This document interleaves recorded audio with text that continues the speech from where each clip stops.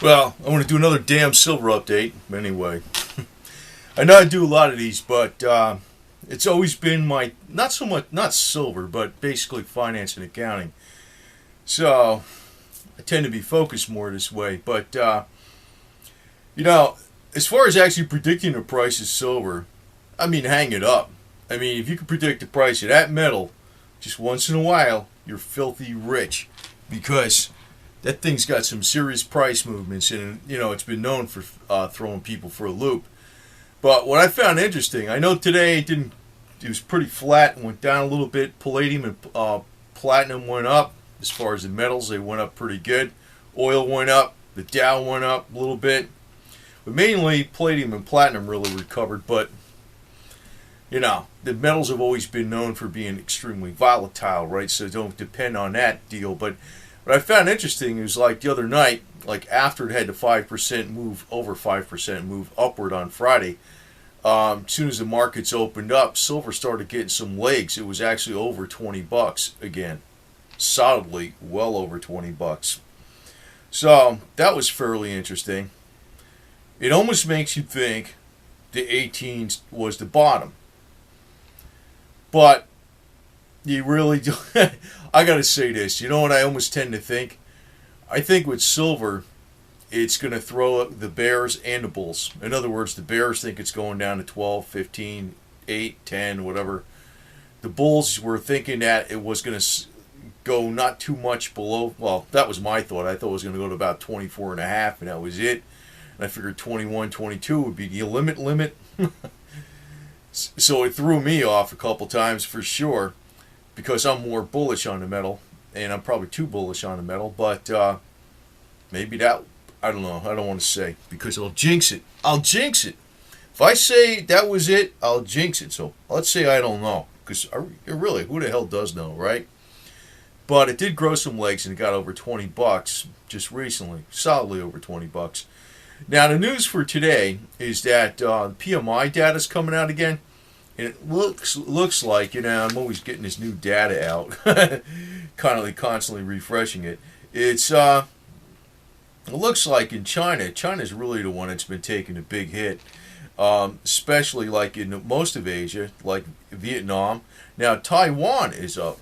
That's interesting because, they've been showing very strong growth. But in the United States has been up, Japan's been up, but China and Vietnam has been down. Indonesia's down. India's slightly up. Russia's slightly up. But overall, it looks like manufacturing is getting a little bit stronger, but unemployment is not getting stronger. But employment is actually going down.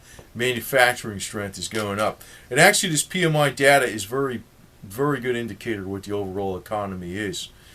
I mean, the numbers could be fudged somewhat, but it's about the best numbers you're going to get, period.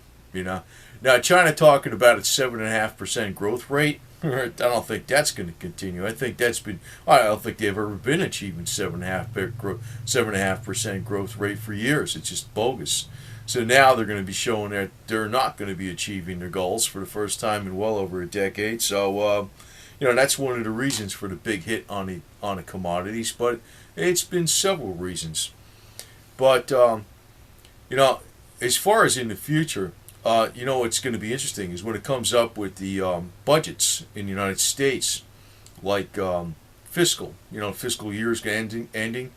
And, do you see the fights start coming out in August? Because they really got to have everything resolved, or unless they keep postponing it, by the end of September 30th, 2013. So it depends on what kind of voices come out that say, we're going to, not compromise, we're not going to, in other words, the usual stuff. We're going to shut the government down and all this kind of garbage. We're going to be fiscally responsible. They're not going to be. They're going to continue raising the debt ceiling. But if there turns out to be a big political squabble over this next fiscal budget coming up, I think that's going to help out the metals a lot, because then it becomes like a focus of concern as to the long-term strength of the United States in order to meet its obligations. And, we just seen recently that the bonds have had the biggest sell-offs going in a long period of time. And, if this trend, in other words, it's not like a one-day deal. It's not like one day, you're going to have, it changed. It's almost like a bunch of little changes. The bonds have been selling off. The equities were selling off. They're still down from where they were just a month or so ago.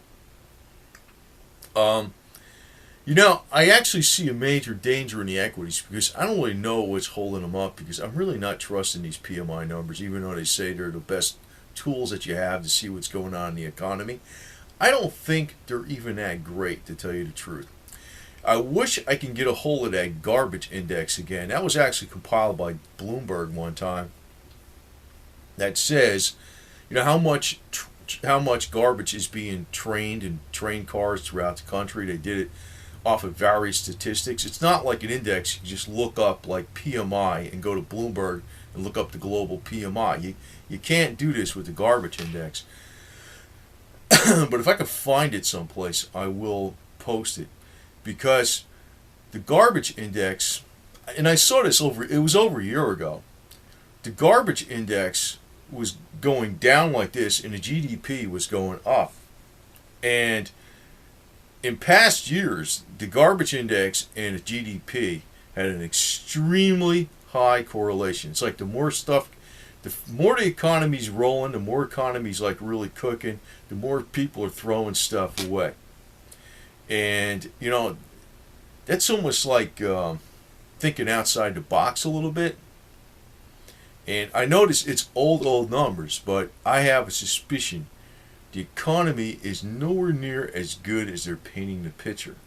So, if there's an actual crisis happens, I think the metals still are a really safe place to be. And I mean, especially at this price. But when, I think they can also pull the plug on the markets anytime they want, because I think what's going on is central banks buying one way or the other has a lot to do with why all the markets are up throughout the world. And I really highly suspect these PMI numbers, even though they say they're the best indicator of what the economy is. I would like to try to find something on the garbage index. And like I said, it's not an index that's published. There was one time I saw that Bloomberg actually compiled it from various different sets of data they had, and they showed that the garbage index and the GDP was like they're going in total opposite directions. And historically, they've had an extremely high correlation coefficient, which makes me think the GDP numbers are bogus. So, we shall see.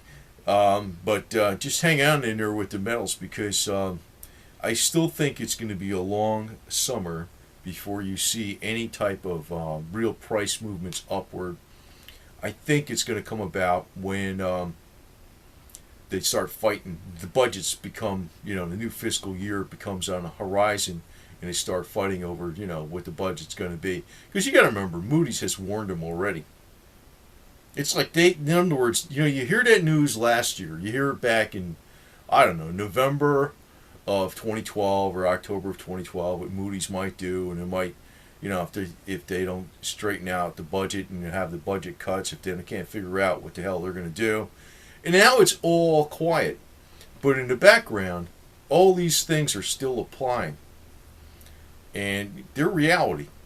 But, we know Moody's is a bunch of kiss asses to the federal government. So, they'll keep I don't know what they'll do. I mean, it's all politics, basically. They'll say whatever, in other words, they'll say the United States is really strong in, can meet its debt obligations for long-term future and all this kind of garbage, whether they can or can't, because it's almost like the Chinese reporting their GDP numbers. They all got great GDP numbers everywhere, right? Because the government wants it that way, right? So, the reality is the situation is looking pretty bad. And, I'm going to say that it's not really because the economy is not really bad because people have gotten slow and lazy or anything like that. It's because they got too many regulations.